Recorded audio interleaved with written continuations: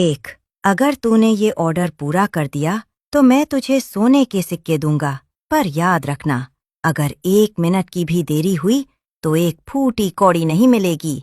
मंजूर है? ठीक है सेठ जी, मैं वादा करती हूँ शाम तक पिज्जा तैयार हो जाएंगे।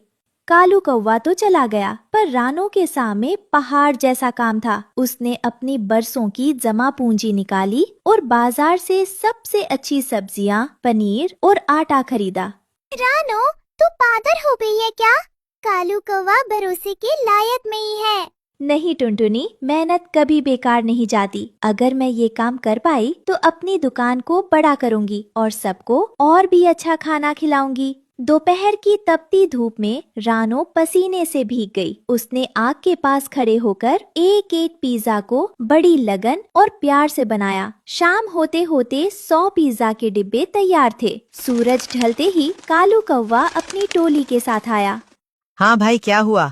पिज्जा तैयार है या बहाने? ये देखिए सेठ जी, पूरे 100 पिज्जा, एकदम ताजा और गरम। कालू कौवे ने एक पिज्जा चखा और उसे जमीन पर फेंक दिया। छी, ये क्या बनाया है? इसमें तो नमक ही नहीं है। और देखो, ये तो बिल्कुल फंडे हैं। तुमने मेरा वक्त बर्बाद किया है। नहीं सेठ जी, आप झूठ बोल रहे हैं। मैंने अभी अभी इन्हें अवन से निकाला है। कृपया मेरे पैसे दे दीजिए। मैंने सब कुछ इसमें लगा दिया है। पैसे? धोखेबाजों को पैसे नहीं, लात मिलती है।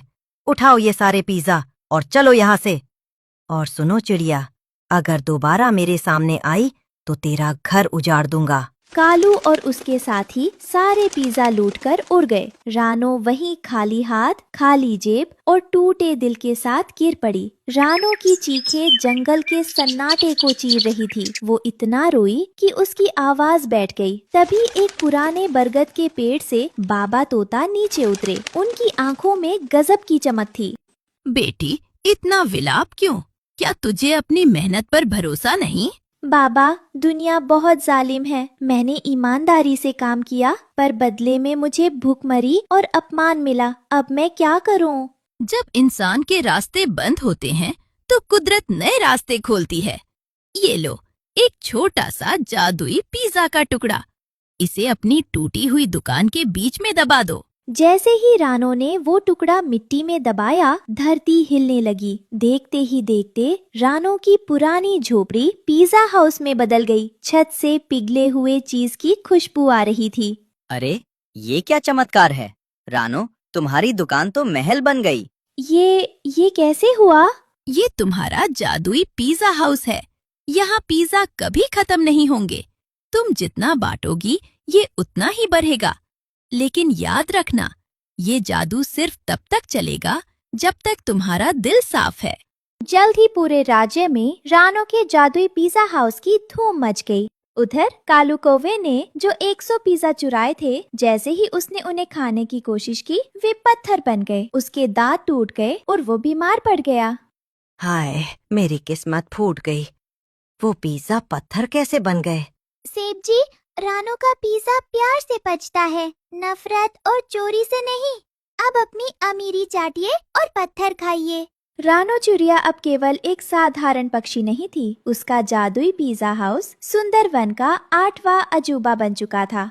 रानो बिटिया, जल्दी से आटा गूंथो, तोते जी का परिवार आया है। आज मैं बादल स्पेशल पिज्जा बेक करने के लिए बेताब हूँ। ठहरो ठहरो ओवन दादा, सबको मिलेगा। तोती बहन, आज आपके लिए मैंने इंद्रधनुष टॉपिंग सोची है। उधर कालू कौवा अपने टूटे हुए दांतों और खाली तिजोरी के साथ अपनी हवेली में बैठा रानो की तरक्की देख रहा था। उसके दिल में जलन की आग धधक रही थी। एक मामूली चिड़िया मेरी नाक के नीचे इतना बड़ा महल खड़ा कर लिया। उस दिन जो पिज्जा पत्थर बन गए थे, उनका बदला मैं इस महल को गिरा कर लूंगा। अगर ये जादुई घर ही नहीं रहेगा तो रानो फिर से वही भिखारी बन जाएगी। लेकिन मालिक, वो तो जादुई घर है, हम वहाँ कैसे पहुँचेंगे? चुप कर मूर्ख। आधी रात को जब सब सो रहे होंगे, हम उस घर की बुनियाद को कुल्हाड़ियों से काट देंगे। जादुई हो या ना हो, लकड़ी और पिज्जा की दीवारें लोहे का वार नहीं सह पाएंगी। रात के अंधेरे में कालू कौवा अपने कुछ गुंडों के साथ रानो के जादुई पिज्जा हाउस के पास पहुंचा। रानो गहरी नींद में सो रही थी। चलो शुरू हो जाओ, इस पिज्जा की दीवार को तोड़ डालो। जैसे ही कालू के चमचों ने कुल्हाड़ी चलाई, जादुई घर की दीवारों से एक अजीब सी गुनगुनाहट सुनाई दी।